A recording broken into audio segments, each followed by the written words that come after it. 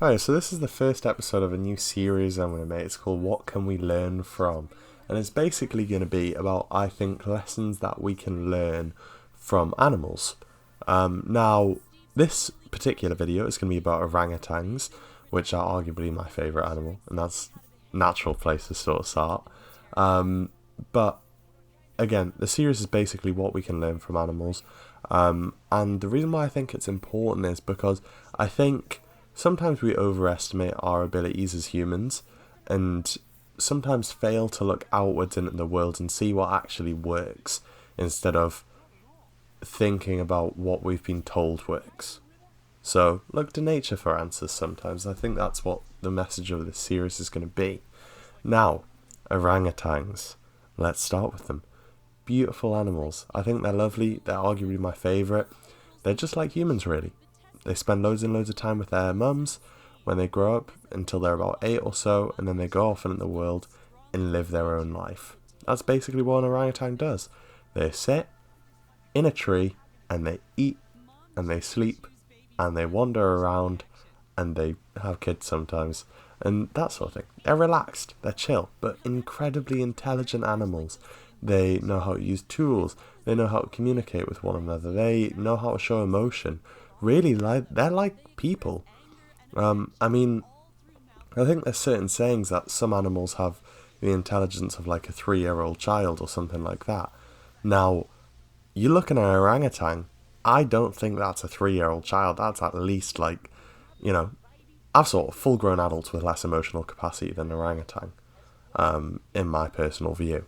So I think these are really, really intelligent animals, and the Malaysians, or it might be the Indonesians, I'm not sure, but wherever they're from, they have a bit of a saying for what orangutan means. Now, orangutan actually means man of the forest. Now, the reason for that is because they live in forests, shockingly enough, but they also have a bit of a legend behind them, and that legend is that orangutans were actually just as smart as people, but that they never actually learned how to talk because they knew that people would end up putting them to work if they showed us that they could talk. So basically, I think the idea of this is, and the lesson that can be learned from this, is that orangutans have a content life. They have a life that works for them. They get to do exactly what they were made to do, really. Eat things, live in trees, that sort of thing. And they wouldn't ever push for more, because they don't need to push for more. They've got everything they need. Now, they'll still push for more of what they need in their life, but they aren't going to go start talking so they can work in a Nike factory. That ain't what they want. They just want to live in a tree. And I think that's a valuable lesson for people, because at the end of the day, I think sometimes we worry and we set ourselves, I suppose, goals and expectations of ourselves for things that we don't necessarily actually want or need.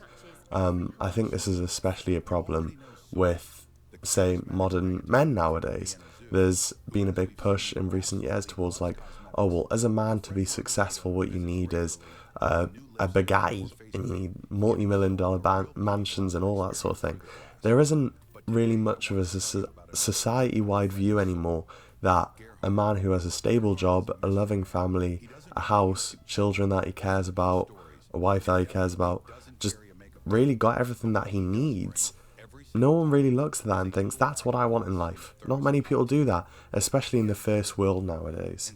Now, you could go to a third world country, I suppose, anywhere where people aren't as fortunate as they are in the West, and you ask them, oh, what do you want?